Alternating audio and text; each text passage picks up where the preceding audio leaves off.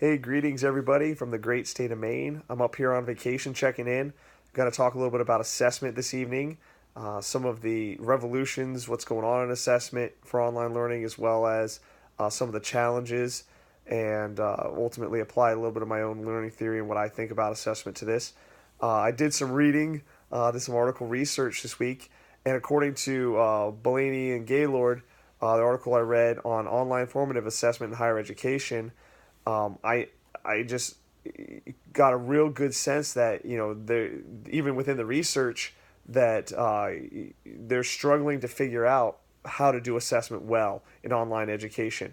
According to these guys, their assessment influences what materials students spend time learning as well as the type of learning that's taking place, and that's the same as you're going to find in a brick and mortar classroom.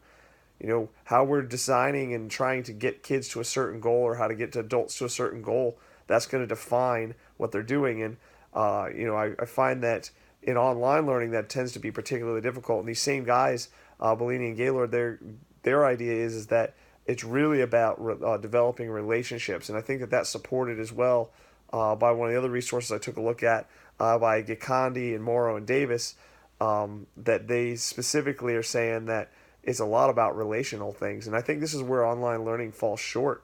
Um, the technology is there, and it's changing how we can have anytime, anywhere learning about anything. And information is not a premium anymore. Knowledge is no longer power because everybody has that knowledge. And what these guys are saying is that it's the relationship aspect that's going to be the struggle and the challenge, because the revolution is that we all have access to everything, and we can reach and teach our students in multiple different ways, multiple different times, over multiple different topics for whatever reason. It's easy to do now with this technology, and the problem is getting, how do we assess their learning? How do we know that they're actually getting anything out of it? Um, I struggled for a long time teaching cyber school because the kids that I would teach, they would copy and paste, they would dump stuff into the written work or whatever, and it was easy to find. I mean, it wasn't a problem, figuring out plagiarism, but ultimately that's not them learning, and they're not really gaining anything. So we have to redesign how we do our lessons in order to be able to assess them. And I think the solution, the same as what these guys with Gandhi and Morrow and Davis were indicating, is it surrounding by relationships. You have to build an online community. And then it kind of goes to like how I learned with cycling, for instance.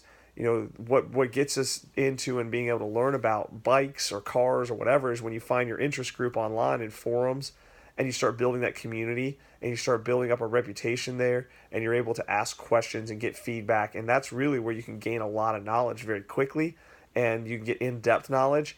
And those relationships are a way to assess what people are learning, because then you can go back and you can read through and say, okay, yeah, this guy's getting it, or this guy's not getting it, or he's contributing or she's contributing, or there's those relationships. It's very difficult to do that, though, unless you have those relationships built. We can continue to do quizzes, and you can do simple things. I mean, whether it's run through like Google Forms or whatever, you can quickly, easily be able to assess facts. But to be able to assess real learning is difficult. And I think what Liberty's trying to do with the more project-based learning, I think that that's a step in the right direction.